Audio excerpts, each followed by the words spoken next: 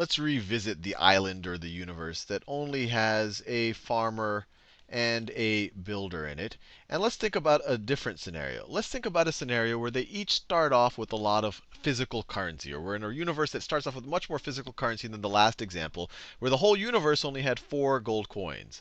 So let's say that the farmer right over here starts off with, and I'll write down the number instead of drawing the coins. Let's say he starts off with 5. Actually, let me draw the coins. That's kind of fun. So let's say he starts off with 5 gold coins, and the builder also starts off with 5 gold coins. But entering into this year, the farmer is feeling pretty pessimistic. And so he goes to the builder, and he tells builder, look, I just want the base level of construction or maintenance or whatever going on my farm today. I can only afford 1 coin of business from you, or what you can do for 1 coin. So he gives that coin to the builder. Now, the builder's feeling pretty pessimistic. Normally, the farmer starts off the year much better than that. He says, this is clearly going to be a bad year. So I'm only going to buy my base necessities for food. So he goes to the farmer and says, look, even though I have, he's not going to tell the farmer that he's hoarding all of this cash, but he's going to say, look, farmer, things are bad, business is bad, I'm preparing for the worst. Just give me the base minimum, cheapest, simplest food you can that'll keep me alive. And so he only gives 1 coin back to the farmer. Now, imagine that the money supply actually increases. For whatever reason, the farmer digs around in his backyard and finds some more gold. And then the builder also, while building a building, actually discovers a huge chest of gold right over here. But they're still feeling pretty pessimistic. Maybe they're just pessimistic people.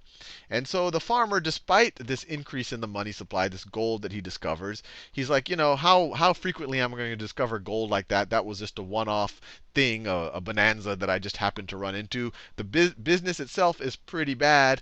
So and it was even worse last year than it normally is. So I'm going to spend as little as possible. So I'm going to go to the builder and I'm going to say, look, things seem to only be getting worse. I can only afford half a coin worth of what you have to offer, but for this base maintenance. And the builder's thinking, well, gee, that's even worse than last year, but I have all of this extra capacity. I could be building so much more. I have people who aren't working. Sure, I'll take it. I'll take your half coin and I'll deliver that same service. I'll deliver the same service for that half of a coin. And so he does it. And so essentially his price has gone down despite the fact that there's more currency. And so the builder, even though he dug around and found all this gold, he's feeling even worse. The price of what he's offering has gone down. He's got even less revenue in total in absolute gold coins now. So when he goes to the farmer, he's like, look, I need to buy that base level of food. Otherwise, my family's going to starve. But business is worse than ever. I'm so pessimistic. He doesn't even tell the farmer that he discovered all of this, that he's hoarding all of this. And so he says, farmer, I can just afford half a coin worth of stuff.